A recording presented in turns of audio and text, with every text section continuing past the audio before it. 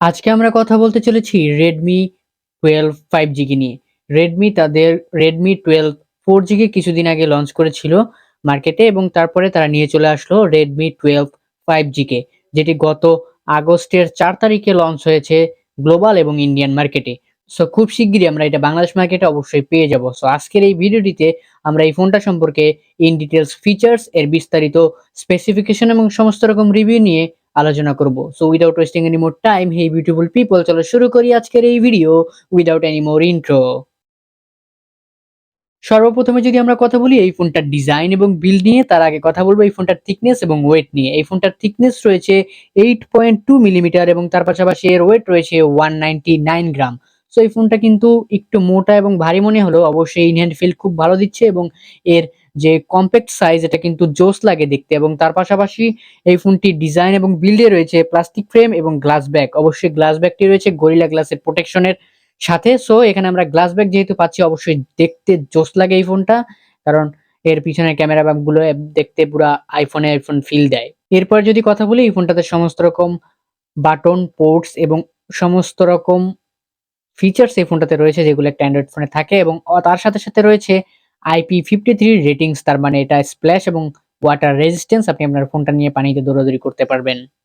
এরপরে যদি আমরা এই ফোনটার ডিসপ্লে সাইজ নিয়ে এবং ডিসপ্লে কোয়ালিটি নিয়ে কথা বলি, সেখানে ডিসপ্লে সেকশনে রয়েছে 6.79 ইঞ্চির একটি IPS LCD প্যানেল এবং যেটি রয়েছে 90 হার্জ রিফ্রেশ রেটের, এবং তার পাশাপাশি রয়েছে এতে 550 নিট পিক ব্রাইটনেস। তার পাশাপাশি এটি একটি ফুল এইচডি প্লাস ডিসপ্লে। এর পিপিআই ডেনসিটি রয়েছে 396, এর স্ক্রিন টু বডি রেশিও রয়েছে 85%, অ্যান্ড এই ফোনটার রয়েছে গরিলা গ্লাস 3 প্রোটেকশন। সো আমরা এখানে একটা জোস ডিসপ্লে দেখতে পাচ্ছি রেডমির তরফ থেকে। তো এরপর যদি আমরা এই ফোনটার পারফরমেন্স সেকশন নিয়ে কথা বলি, সেখানে রয়েছে অপারেটিং সিস্টেম মানে ওএস হিসেবে অ্যান্ড্রয়েড 13 এবং MIUI 14।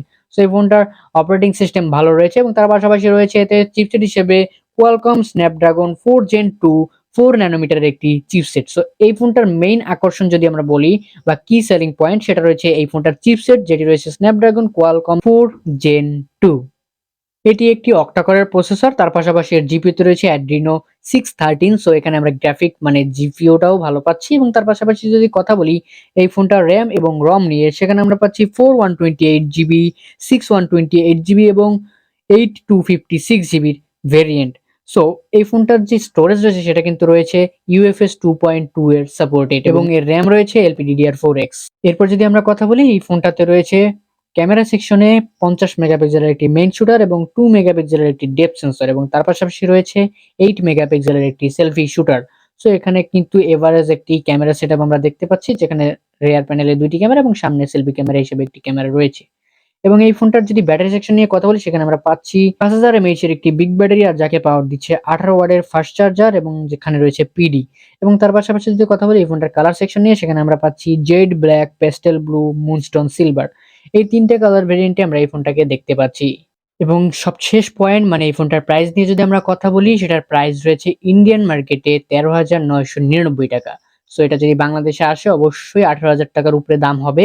এবং আমরা ধরে নিতে পারি এই ফোনটার বেস ভেরিয়েন্ট থেকে শুরু করে এর হাই ভেরিয়েন্ট পর্যন্ত এই ফোনটার দাম হবে 18 থেকে 25,000 টাকার মধ্যে। সো আমরা এখানে 18 থেকে 25,000 টাকার মধ্যে রেডমির তরফ থেকে খুব জোস একটা ফোন দেখতে পাচ্ছি, এবং খুব শীঘ্রই এই ফোনটা বাংলাদেশ মার্কেটে চলে আসবে এই প্রত্যাশায় আজকের ভিডিও এই পর্যন্তই। আজকের ভিডিওটি কেমন লাগলো অবশ্যই কমেন্ট করে জানাতে পারেন। দেখা হবে নেক্সট ভিডিওতে নতুন কিছু নিয়ে। Till then stay safe and be happy.